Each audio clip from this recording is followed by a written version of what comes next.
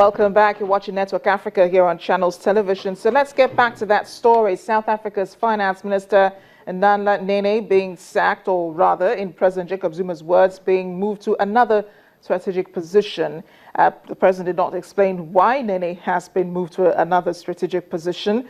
But there are critics who say that he's been the only one who's been able to stand against President Jacob Zuma.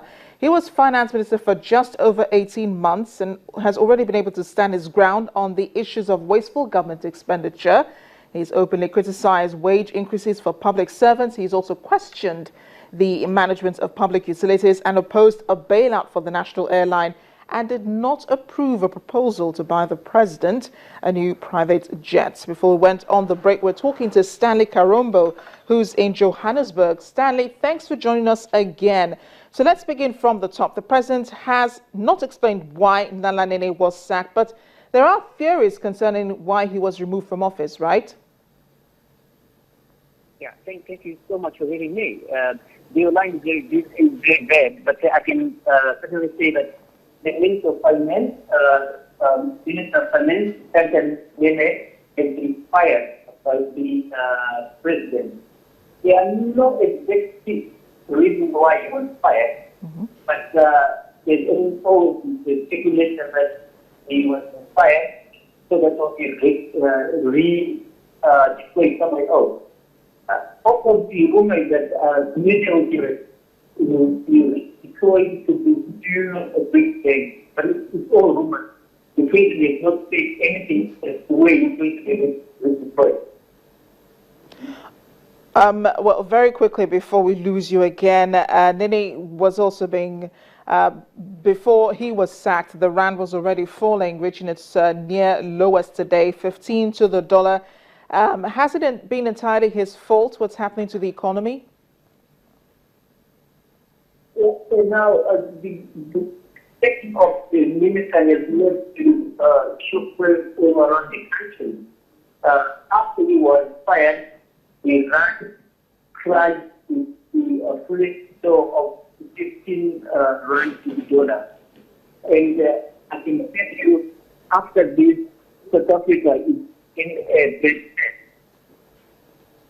And how is because I can tell you that. Oh dear, you're weaving in and out, Stanley. I'm hoping I can get this question in very quickly before we lose you. How are South Africans reacting to the news? We've seen the comments online from political parties who are criticizing his sack, saying that it's because he's been able to stand against the president and that the president has shown that he is not able to make the right decisions. But what are the people saying? The South Africans have not taken this lightly, and some of the South Africans have also established or made up a hashtag that brings if Nene goes, we go too. Meaning to say that they're not happy with the or the plans of the Minister of Finance. Stanley Karombo, thank you for joining us on Network Africa. Well, back to other stories now. December 9th, the United Nations marked its first observance to commemorate all victims of genocide. The day was established during the UN General Assembly this September, following a recommendation by the Human Rights Council. We have a message from the UN Secretary General Ban Ki-moon, who said that this is the ideal time to reaffirm our commitment to prevent this serious international crime, honor the memory of the victims, and reaffirm the rights to remedies and reparation as recognized in international law. Mr. Ki-moon says preventing genocide means paying more attention to the warning signs and being prepared to take immediate action to address them. He says this is the spirit of his Human Rights Upfront initiative. By the outpouring of hostility, xenophobia, and intolerance that we have witnessed in recent weeks and in recent months, in response to the flight of refugees and migrants to Europe, and in response to terrorist attacks by violent extremists. Here in the United States, even, we have witnessed such a type of discourse. This manipulation of people's concern for political gain is sickening. And as we know from the past, it is also dangerous. A message from the UN Security Council marking the first United Nations Day commemorating all victims of genocide. And the UN authorities in the Democratic Republic of Congo have arrested a main suspect in the Rwandan genocide. He's Ladislas Ntaganzwa, a former mayor accused of killing thousands of people and organizing mass rapes in 1994. He's one of 9 suspects wanted by the UN, which is still looking for the others. And before now, the US had placed a bounty on his head amounting to $5 million. Tribunal closes after having contributed significantly in ensuring that there is accountability, who played a leading role in the genocide against the Tutsis in 1994.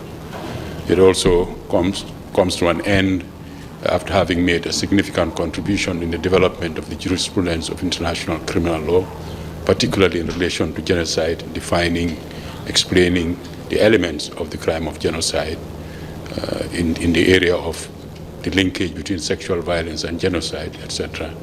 And I think also in developing many good practices which provide useful lessons for national and international jurisdictions in carrying forward this global struggle for justice and accountability.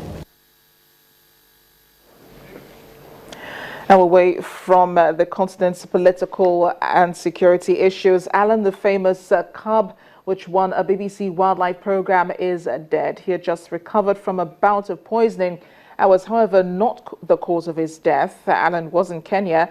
He was hurt in a clash with a buffalo herd and a vet was forced to euthanize him. The poisoning is alleged to have taken place after the herdsman illegally brought cattle onto the reserve and 3 were killed by the lions. The herdsmen Siminde Naruri and Kulangash Toposare are charged of lacing one of the carcasses with pesticides. Maasai representatives say they do not have enough grazing land for their cattle and are forced to take their animals into lion territory after dark. Back home in Nigeria, officials of the government agencies are urging the federal government not to drop the ball in the fight against corruption. The Nigeria Extractive Industries Transparency Initiative, NATI, decried the level of financial corruption in the nation's oil and gas sector. Meanwhile, at a separate event, the Economic and Financial Crimes Commission organized a walk to create awareness of the anti-corruption crusade. The 2015 International Anti-Corruption Day celebration is aimed at creating awareness on international efforts to break the chains of corruption.